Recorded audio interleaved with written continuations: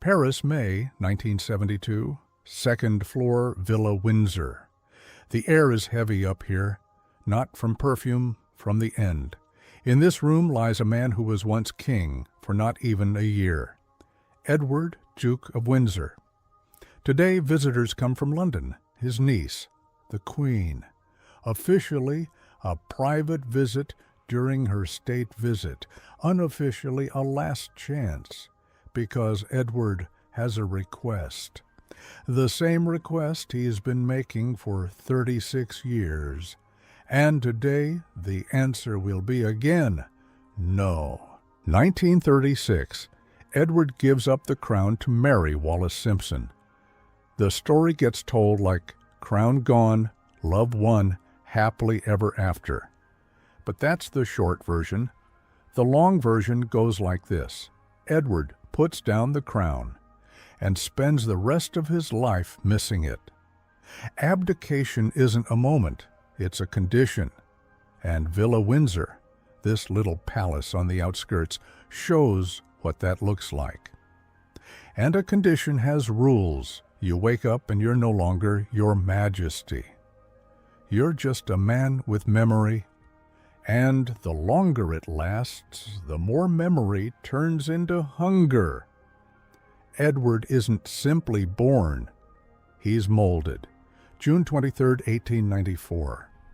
Richmond, England. A prince is a program, posture or rhythm routine, inspections, receptions, appointments, a life that teaches you recognition is oxygen, and the bigger the stage, the harder it becomes to breathe without it.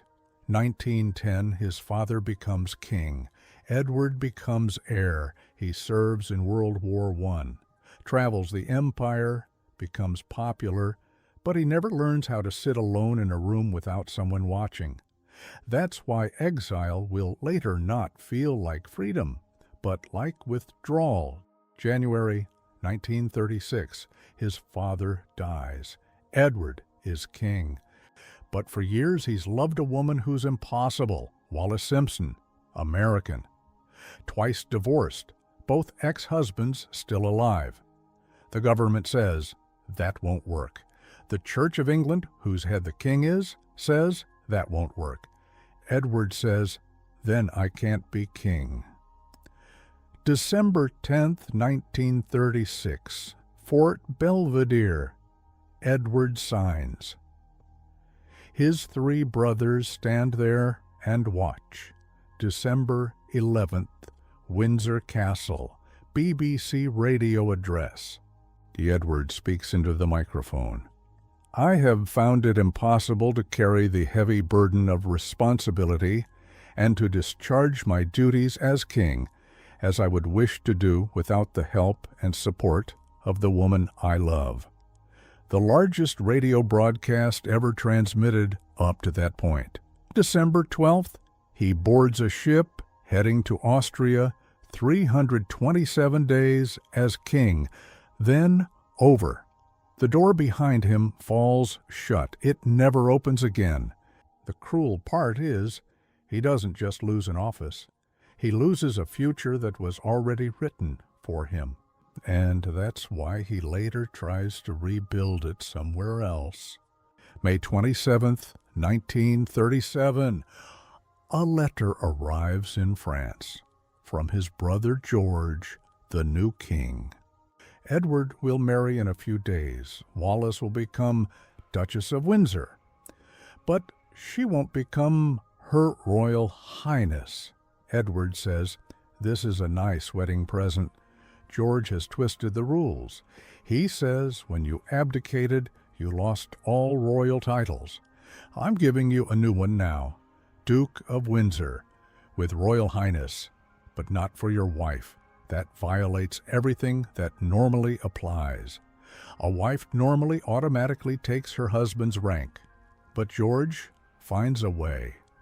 June 3rd, 1937, France. I'm wedding. No member of the royal family comes. Edward vows to himself, I'll never go back to England as long as Wallis isn't an HRH. They get a house in Paris. Villa Windsor, on the edge of the Bois de Boulogne. Small, but Edward builds it up, not like a home, like a residence. Here you don't eat, here you dine, here you don't talk, here you receive. Every room is staged, every invitation is an event, every detail fits. Not because Edward is playing, but because he must. The less power you have, the stricter the form becomes. Guests come, names, faces. They talk about politics as if it still matters. Edward sits there, nods, smiles, and knows. This here is theater, scenery to cover up that nothing is left. But then comes the problem that no scenery can solve. 1952, his brother George dies. The man who became king after him. Edward goes to the funeral, but he doesn't stay. 1953, the coronation of his niece, Elizabeth II. Edward isn't invited. Ex-kings don't go to coronations. Early 70s, it gets quieter in the villa. Edward is seriously ill. Throat cancer. The rooms that were once reception rooms become sick rooms. A king can stage composure, but illness doesn't play along. And then comes the visit. May 18th, 1972, Villa Windsor.